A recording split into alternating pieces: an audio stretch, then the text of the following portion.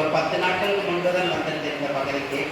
அதில் ஐயா குமரன் ஐயாவை பார்த்து விரிவாக பேச வேண்டும் என்று இருந்தேன். ஆனால் கொஞ்சம் அவருக்கு வேலை அதிகம்.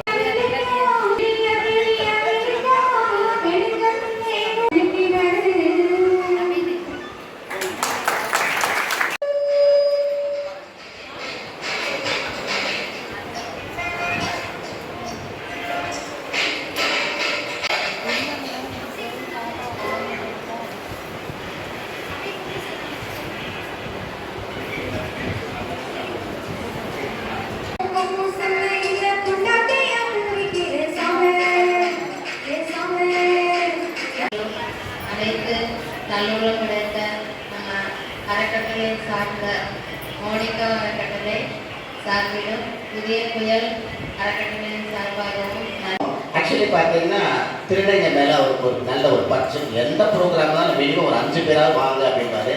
ஒரு நல்ல மனுஷன்.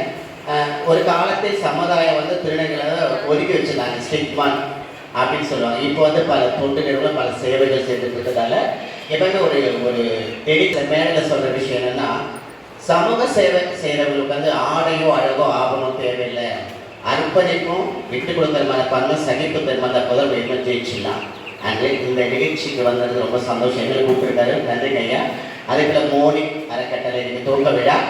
ஒரு பழமை சொல்லுவாங்க, நட்டகதை மரமாகும் நாளில் நல்ல மனம் தன் சார்பாக நன்றி தெரிவித்துள்ளேன். வணக்கம். அந்த நேரத்துக்கு மீடியாவுடன் தொடர்புடையவன். நான் கல்லூரியில் படிக்கின்ற நான் தினமலருடைய எடிட்டராக பணியாற்றி மற்றும் ஆங்கில பெண்களுடைய தக்காளிக்கர் ஆணையத்தினுடைய சீஃப் ரிப்போர்ட்டராக பணியாற்றி இவ்வாறு பல்வேறு அது என்னுடைய விஷயத்தில் நான் கடைபிடித்துக் கொண்டிருக்கிறேன். இங்கே இருக்க மக்கள் அனைவருக்கும் என்னால் முடிந்தது அனைத்தும் செய்கின்றேன்.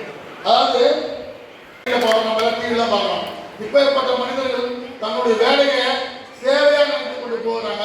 இவங்களெல்லாம் மேலும் மேலும் ஊக்குவிக்கணும். மேலும் மேலும் ஊக்குவிச்சு இவங்க திருநெல்வேலி சொன்னாங்க நிகழ்ச்சி நடத்தினாங்க, எல்லாம் வந்துருவாங்க. அவங்கள முதல்ல அந்த மாதிரி நல்லா பேசுகிறாங்க. அவங்களோட ஸ்பீச்லாம் பார்த்தீங்கன்னா எங்கள் கட்சியில் பிஜேபியில் இருக்கேன். நான் என் கட்சியில் வந்து